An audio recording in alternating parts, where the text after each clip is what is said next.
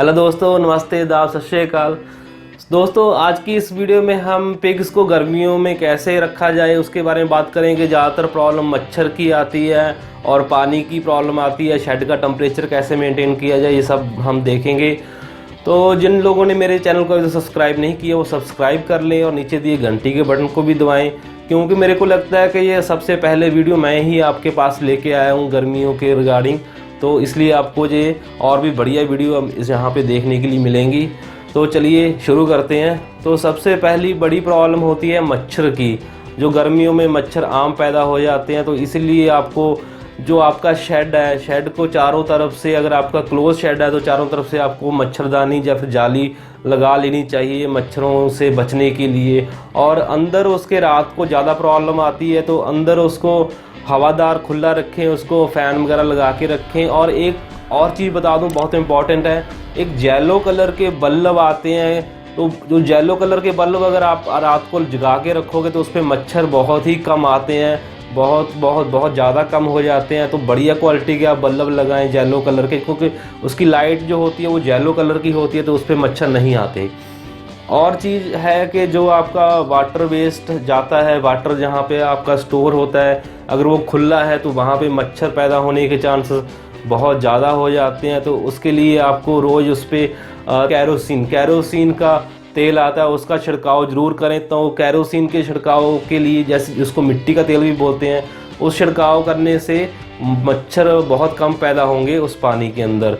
अगर आपका पानी का सोर्स है वो खुला है, जहाँ से पिग पानी पीते हैं, अगर खुला बनी हुई है उसकी जगह, तो उस वहाँ पे भी मच्छर पैदा होने के चांसेस ज़्यादा है। तो उसका पानी आप डेली उसका 2 बार उसको चेंज करें ताकि उसका टेम्परेचर भी कम रहे।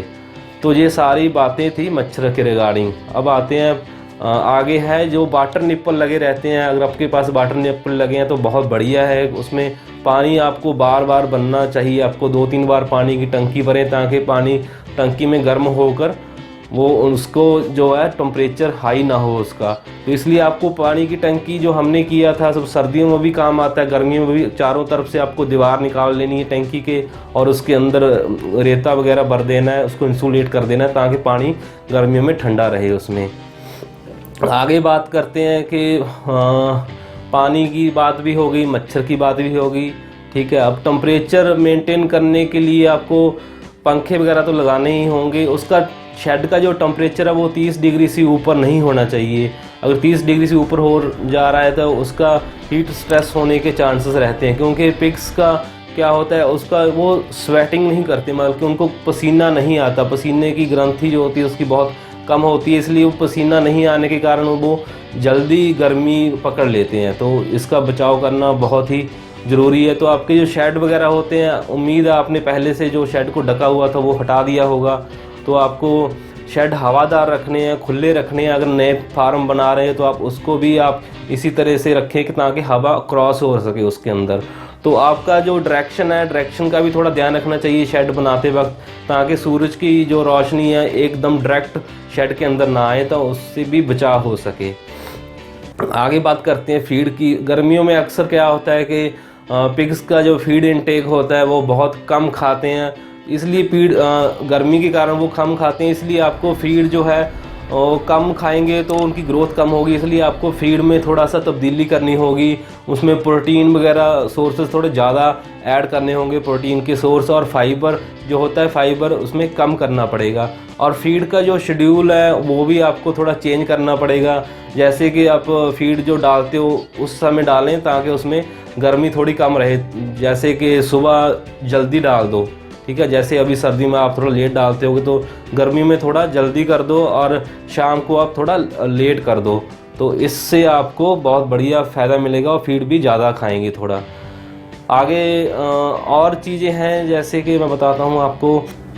जो लोग अभी नए शेड बनाने वाले हैं तो शेड की हाइट थोड़ी ज़्यादा होनी चाहिए। अगर आप शेड की जो ऊंचाई कम रखोगे तो उसमें हीट ट्रांसफ़र ज़्यादा होती है, इसलिए आप शेड की ऊंचाई थोड़ी ज़्यादा रखें ताकि हवा ज़्यादा क्रॉस हो और हीट थोड़ी ऊपर ही रहे। और शेड के ऊपर आप उसको इंसुलेट कर सकते हो। इंसुलेशन एक थर्मोकोल की पतली शीट आती है, उनसे आप इंसुलेट कर सकते हो। और या फिर आप उसके ऊपर पराली वगैरह डालकर उससे भी वो टेम्परेचर थोड़ा मेंटेन रहता है। और जो प्रेग्नेंट सूरी है और जिनकी डिलीवरी होने वाली है या हो चुकी है, और जो छोटे बच्चे हैं उनके लिए आपको पंखे लगाने बहुत ज़रूरी है। वो जल्दी हीट स्ट्रेस में आ जाते हैं, तो इसलिए पंखे वगैरह उनके लिए लगा के रखें। और जो जिसको पिग को आपको ट्रीटमेंट देना है, कोई भी बीमार हो गया या फिर रेगुलर वैक्सीनेशन करनी है, तो उसका टाइम भी आपको ध्यान में रखना चाहिए। गर्मी में वो ज़्यादा स्ट्रेस में रहते हैं, तो ज़्यादा वो स्ट्रेस होने में कारण उसको बड़ी प्रॉब्लम हो सकती है। तो अब वैक्सीनेशन इंजेक्शन लगाते वक्त आप थोड़ा सुबह या फिर शाम को लेट करें। मेरा मानना तो है कि सुबह वाला टाइम बहुत बढ़िया रहेगा।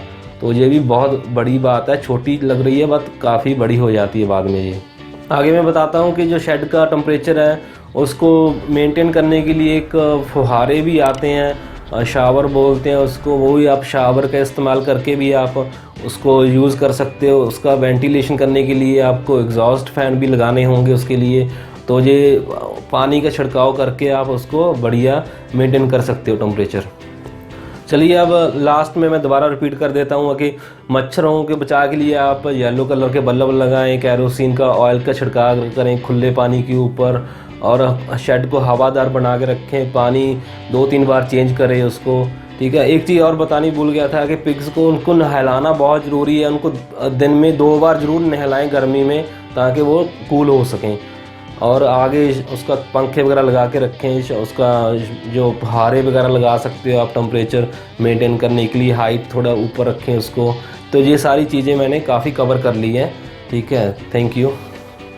प्लीज़ मेरी और भी अच्छी वीडियोज़ है वो भी आप देखो, लाइक शेयर कमेंट जितना हो सके भाइयों के साथ शेयर करो।